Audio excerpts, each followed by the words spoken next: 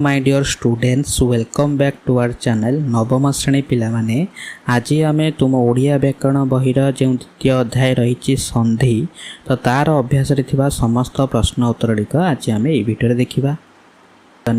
एक नंबर प्रश्न रही संधि क्या कहती तार आंसर लिख परस्पर सन्निहित प्रथम पदर शेष वर्ण और शेष पदर प्रथम वर्णर मिलन को संधि कहुए।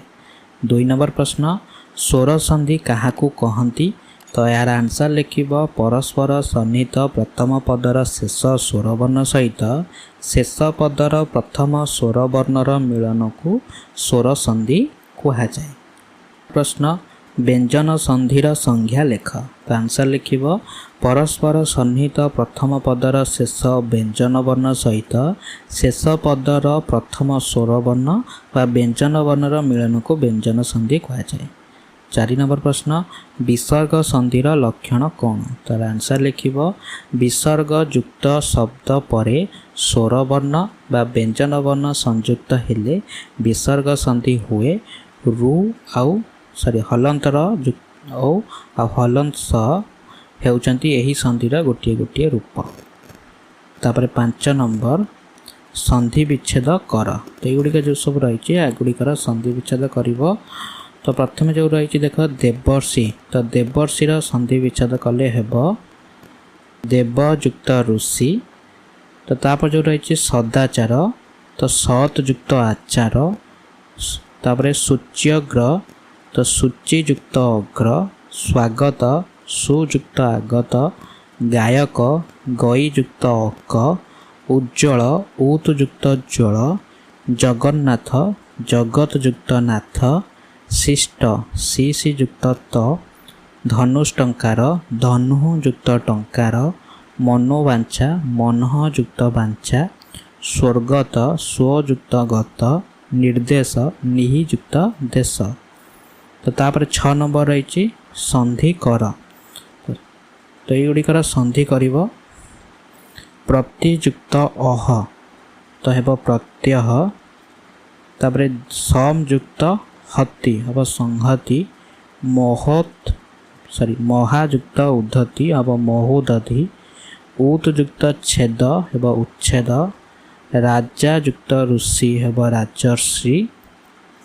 तापर ऊतयुक्त हार उद्धार। दिक्युक्त अंत दिगंत। धनुयुक्त पाणी धनुष पाणी।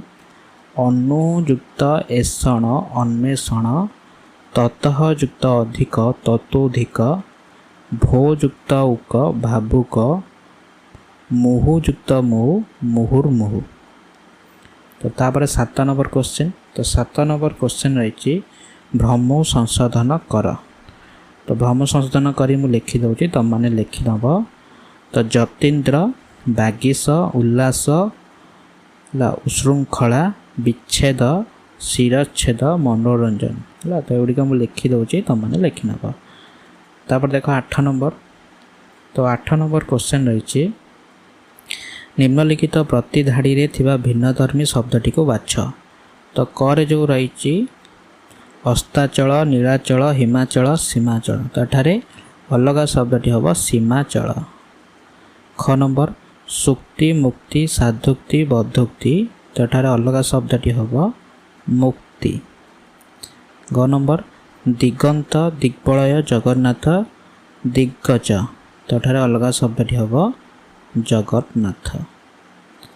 घ नंबर उच्चासन उच्चारण उच्छेद उच्छन तो एठारे अलग शब्दटी हम उच्चासन। म नंबर दुश्चिंता दुस्तर दुश्छेद्य निश्चय तो अलग शब्दटी हम निश्चय। तापर 9 नंबर तो 9 नंबर क्वेश्चन रही मनयुक्त वांछा मनोवांछा एठारे विसर्ग ओ रे परिणत होइछि सेही विसर्ग ओ रे परिणत होतबा आ 5टी शब्द गढ़। तो लिखिब मनः युक्त रंजन मनोरंजन। मनः युक्त रथ मनोरथ। अधः युक्त गति अधोगति। मनः युक्त गत मनोगत। मनः युक्त हर मनोहर। 10 नंबर ଯେଉଁ ଧାରାରେ ଦେବର୍ଷି ଶବ୍ଦଟି ଗଠିତ ହୋଇଛି ତାହା ଉଲ୍ଲେଖ କର ଓ ସେହି ଧାରାରେ ଆଉ ଦୁଇଟି ଶବ୍ଦ ଗଢ଼। ଆନ୍ସର୍ ଲେଖିବ ଅ ଯୁକ୍ତ ରୁ ହେଲା ଅର୍। ତ ଏଇ ଧାରାରେ ଦେବର୍ଷି ଶବ୍ଦଟି ଗଠିତ ହୋଇଛି। ତ ଆଉ କ'ଣ ଲେଖିବ ଦେବ ଯୁକ୍ତ ଋଷି ଦେବର୍ଷି। ତ ସେଇଭଳି ସେଇ ଧାରାରେ ଆଉ ଦୁଇଟି ଶବ୍ଦ ହେଉଛି କ'ଣ ବ୍ରହ୍ମ ଯୁକ୍ତ ଋଷି ବ୍ରହ୍ମର୍ଷି ସପ୍ତ ଯୁକ୍ତ ଋଷି ସପ୍ତର୍ଷି। ତ ତାପରେ ଦେଖ 11 ନମ୍ବର। ତ 11 ନମ୍ବର କ୍ୱେଶ୍ଚନ୍ ରହିଛି ନିମ୍ନରେ ବାମ ପାଖରେ କେତୋଟି ଶବ୍ଦ ଦିଆଯାଇଛି ପ୍ରତ୍ୟେକ ଶବ୍ଦ ଡାହାଣ ପାଖ ଧାଡ଼ିରୁ ତା'ର ସନ୍ଧିଗତ ସମ୍ପର୍କ ଥିବା ଶବ୍ଦଟିକୁ ଆଣି ଯୋଡ଼।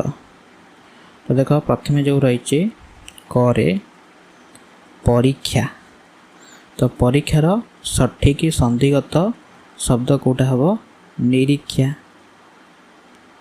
ଖ ନମ୍ବର ମହୋଦଧି। ତ ମହୋଦଧି ହେବ ମହୋତ୍ସବ। ଗ ନମ୍ବର ଅନୁଚ୍ଛେଦ ତ ହେବ ବିଚ୍ଛେଦ। ଘ ନମ୍ବର ଜଗନ୍ନାଥ ତ ହେବ ଜଗନ୍ମୋହନ। ମ ନମ୍ବର ନିଷ୍ଫଳ ତ ହେବ ନିଷ୍ପାପ। ତାପରେ 12 ନମ୍ବର। ତ 12 ନମ୍ବର କ୍ୱେଶ୍ଚନ୍ ରହିଛି ତଳ ବାକ୍ୟ ଗୁଡ଼ିକରେ ଥିବା ରେଖାଙ୍କିତ ପଦ ଗୁଡ଼ିକ ସ୍ଥାନରେ ସମାନ ଅର୍ଥବୋଧକ ବିସର୍ଗ ସନ୍ଧି ଜନିତ ପଦ ଯୋଡ଼ି ବାକ୍ୟକୁ ଠିକ୍ ଭାବରେ ଲେଖ। ହେଲା ତ ଏଇଟା କ'ଣ ଲେଖିବ ଦେଖ କରେ ରହିଛି ହରି ଜଣେ ଲୋଭ ଶୂନ୍ୟ ମଣିଷ।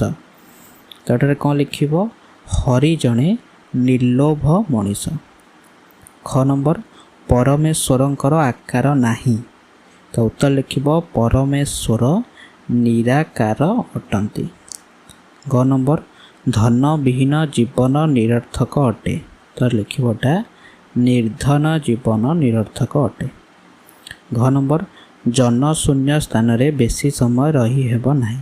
ତ ଲେଖିବ ନିର୍ଜନ ସ୍ଥାନରେ ବେଶୀ ସମୟ ରହିହେବ ନାହିଁ।